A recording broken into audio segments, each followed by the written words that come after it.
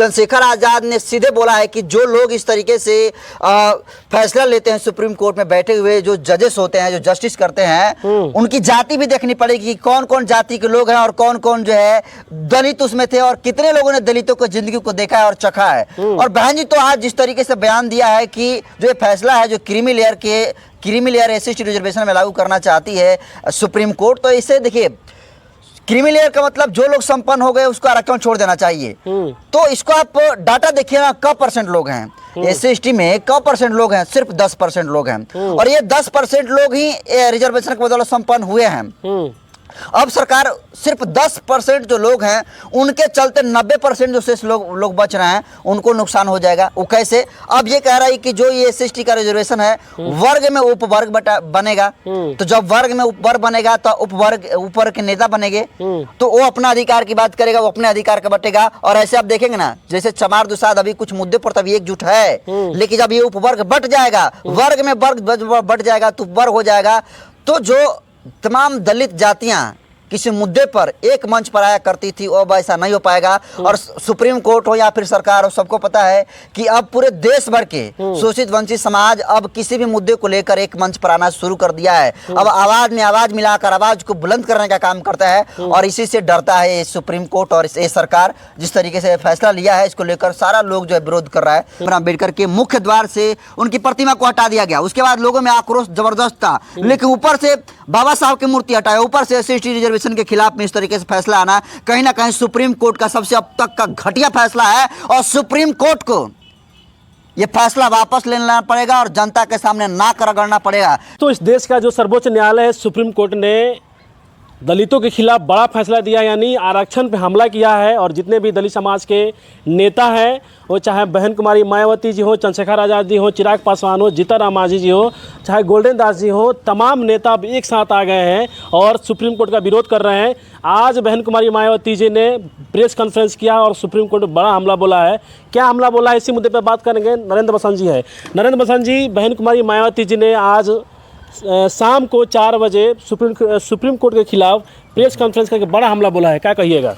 निश्चित तौर पर बहन जी का जो फैसला आया है पूरे बहुजन समाज का वो फैसला है, और मुझे देखकर बहुत ही ये खुशी हो रही है कि सुप्रीम कोर्ट का जो फैसला आया है भले ही एससी रिजर्वेशन के खिलाफ में है, लेकिन खुशी इस बात का मुझे है कि खिलाफ में आया। उसके बाद चाहे चिराग पासवान हो, बहन कुमारी मायावती हो, चंद्रशेखर आजाद हो, रामदास अठावले हो, उदित राज हो या फिर गोल्डन दास हो, ये तमाम लोग जो है अब एससी रिजर्वेशन को लेकर एक मंच पर आ गए हैं। चिराग पासवान देखे कि बोले हैं कि हम जो है सुप्रीम कोर्ट में इस मामले को लेकर जाएंगे, और वो जो एक याचिका दायर करने की बात कर रहे हैं कि पुनर्विचार याचिका जो होती है, जो दायर की जाती है सुधार के लिए, वो दायर करने की बात चिराग पासवान कर रहे हैं। चंद्रशेखर आजाद ने सीधे बोला है कि जो लोग इस तरीके से फैसला लेते हैं सुप्रीम कोर्ट में बैठे हुए जो जजेस होते हैं, जो जस्टिस करते हैं, उनकी जाति भी देखनी पड़ेगी कि कौन कौन जाति के लोग हैं और कौन कौन जो है दलित उसमें थे और कितने लोगों ने दलितों को जिंदगी को देखा है और चखा है। और बहन जी तो आज जिस तरीके से बयान दिया है कि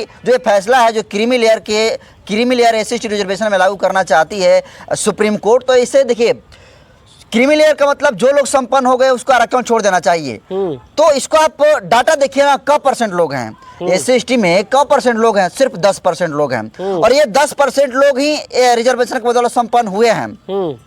अब सरकार सिर्फ 10% जो लोग हैं उनके चलते 90% जो शेष लोग बच रहे हैं उनको नुकसान हो जाएगा। वो कैसे? अब ये कह रहा है कि जो ये एससी का रिजर्वेशन है वर्ग में उपवर्ग बनेगा, तो जब वर्ग में उपवर्ग बनेगा तो उपवर्ग ऊपर के नेता बनेंगे, तो वो अपना अधिकार की बात करेगा, वो अपने अधिकार का बटेगा। और ऐसे आप देखेंगे ना, जैसे चमार दुसाद अभी कुछ मुद्दे पर तभी एकजुट है, लेकिन जब ये उपवर्ग बट जाएगा, वर्ग में वर्ग बट जाएगा तो वर्ग हो जाएगा, तो जो तमाम दलित जातियां किसी मुद्दे पर एक मंच पर आया करती थी, अब ऐसा नहीं हो पाएगा। और सुप्रीम कोर्ट हो या फिर सरकार हो, सबको पता है कि अब पूरे देश भर के शोषित वंचित समाज अब किसी भी मुद्दे को लेकर एक मंच पर आना शुरू कर दिया है। अब आवाज में आवाज मिलाकर आवाज को बुलंद करने का काम करता है, और इसी से डरता है ये सुप्रीम कोर्ट और ये सरकार। जिस तरीके से फैसला लिया है इसको लेकर सारा लोग जो है विरोध कर रहा है, और मुझे लगता है कि इस फैसले के खिलाफ में लोगों को सड़कों पर उतरना चाहिए। और हमने देखा कि गोल्डन दास ने भी ऐलान कर दिया है कि 21 अगस्त को पूरा भारत बंद का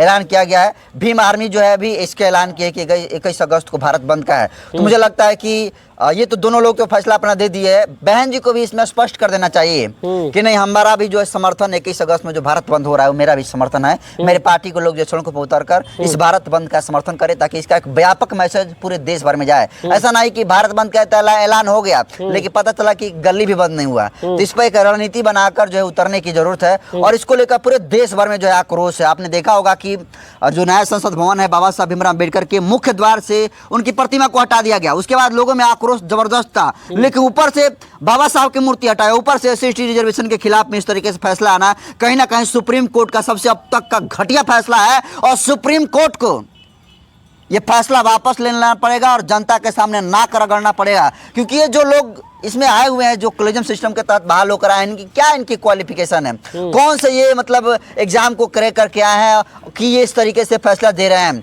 और फैसला देने से पहले आप SC ST रिजर्वेशन को तो चखो भाई। हमारी जाति की वजह से आरक्षण मिला ये तुमको दिख रहा है, लेकिन उसी जाति की वजह से हमारे ऊपर जो है तांडव होता है वो नहीं दिख रहा है। तो मेरा कहना है सुप्रीम कोर्ट को कि देखिए, जो DY चंद्रचूड़ की अध्यक्षता में हुआ है 7 जजों का जो बेंच का ये फैसला आया है, मुझे लगता है कि ये 7 जजों का बेंच का जो फैसला है ये पूरे देश भर में 75% रहने वाली SC ST की आबादी को ये जिंदगी को चखे नहीं है। और ये सिर्फ 7 लोग इतनी बड़ी आबादी का फैसला करते हैं, तो ये इसको कहेगा कि गांजा मार का जो है फैसला लिया जा रहा है, और निश्चित तौर पर सुप्रीम कोर्ट को ये फैसला वापस लेना चाहिए। अच्छा, बहन कुमारी मायावती जी ने यह भी आरोप लगाया है कि जो सुप्रीम कोर्ट है ये सरकार के मिलीभगत से और दलितों में बांटने की मतलब स्थिति पैदा किया जा रहा है, फूट डालो राज करने की स्थिति ये पैदा हो रहा है। यही तो सुनील जी दुर्भाग्य है हमारे देश का। सुप्रीम कोर्ट हो कि चाहे कोई भी हाई कोर्ट हो, इसे न्यूट्रल रहना चाहिए, निष्पक्ष होना चाहिए। और निष्पक्ष होकर चाहे सत्ता पक्ष गलती करता हो या फिर विपक्ष गलती करता हो, उसके मतलब न्यूट्रल होकर सोचना चाहिए और न्यूट्रल होकर भी फैसला देना चाहिए। लेकिन सुप्रीम कोर्ट ने कहीं ना कहीं जिस तरीके से ये फैसला ले रहा है वो एक पॉलिटिकल पार्टी से इफेक्टेड लग रहा है, उससे जो है वो मतलब प्रभावित लग रहा है। तभी इस तरीके से एक के बाद एक जो धड़ल्ले से फैसला SC ST OBC के खिलाफ में इस तरीके से फैसले आ रहे हैं। तो कहीं ना कहीं पॉलिटिकल पार्टी से जो तमाम जजेज हैं सुप्रीम कोर्ट में बैठे वो प्रभावित हैं। और मुझे तो मैं सीधे तौर पर कहता हूँ सुप्रीम कोर्ट के जजों को कि अगर आपको राजनीति करनी है ना तो आप जज बनकर राजनीति मत करिए, आप पार्टी बनाइए और पार्टी बनाकर इस तरीके से बयानबाजी करते रहिए, जनता को कोई मतलब नहीं है। लेकिन जब आप कॉलेजियम सिस्टम से बहाल होकर आए हैं, सुप्रीम कोर्ट जो है पूरे देश भर के लोगों का जो है भरोसामंद जो है ये कोर्ट होता है। और जब सारे लोग जो है हर जगह से थक जाते हैं तो अंतिम उम्मीद सुप्रीम कोर्ट बचता है। और जब उस सुप्रीम कोर्ट से इस तरीके से SC ST के रिजर्वेशन के खिलाफ में फैसला लिया जाएंगे तब तो सवाल पैदा होता है। मतलब एक आम आदमी जो सोच रखता है, समझदार थोड़ा बहुत आदमी है, तो इस फैसले को समझ रहा है और वो कह रहा है कि भाई कितना ही घटिया फैसला है, इस तरह का फैसला तो होना नहीं चाहिए। ऐसे आप देखे होंगे कि OBC में जो रिजर्वेशन लागू है उसमें क्रीमी लेयर लागू कर दिया है। अब वो क्रीमी लेयर जो है जो सुप्रीम कोर्ट है वो SC ST के रिजर्वेशन में लाना चाहिए। तो इसका बेस क्या है भाई, इसका बेस क्या है? तुमने आर्थिक सर्वेक्षण कराया, जाति जनगणना कराया, तुमको कैसा पता चला गया कि SC ST रिजर्वेशन में इतने % लोग जो है अमीर हो गए हैं, इतने % गरीब हैं? इसका आंकड़ा तो दिखाना चाहिए ना, डाटा बेस पर बात करनी चाहिए। लेकिन ऐसे ही फैसला ले रहे हैं। और जो फैसला ले रहे हैं, जो बेला त्रिवेदी है इकलौती ऐसी जज महिला जिनको मैं सैल्यूट करना चाहूंगा कि 7 जजों के बेंच में उन्होंने विरोध करने का काम किया और कहा कि जिस तरीके से प्रत्येक राज्यों को कोटा अंदर बनाने की बात जो है सुप्रीम कोर्ट कह रहा है, ये सीधे तौर पर संविधान का उल्लंघन है, ये गैर कानूनी है भाई। 341 जो धारा है उसका उल्लंघन है, क्योंकि ये फैसला लेने का अधिकार जो है लोकसभा और राज्यसभा का है। इसमें वोटिंग पड़ता है, उसके बाद विधेयक पारित होता है। लेकिन एकाएक गांजा मारकर जो सुप्रीम कोर्ट के तमाम जज इस तरीके से फैसला दे रहे हैं तो निश्चित तौर पर बहुत जल्द इनकी भी खटिया खड़ी होने वाली है। लास्ट क्वेश्चन लेंगे, जिस तरह से सुप्रीम कोर्ट ने फैसला ये दिया है और जितने भी देश के दलित समाज के नेता हैं जिस तरह से एकजुट हुए हैं, साथ में आए हुए हैं, जो उनकी सुर है एक से एक मतलब एक मतलब साथ मिल रहा है, तो क्या लगता है कि जो सुप्रीम कोर्ट जो ये फैसला दिया है, क्या लगता है कि ये दलित समाज के जितने भी नेता हैं जो जिस तरह से दबाव बना रहे हैं, क्या ये सुप्रीम कोर्ट फैसला आपको वापस लेगा?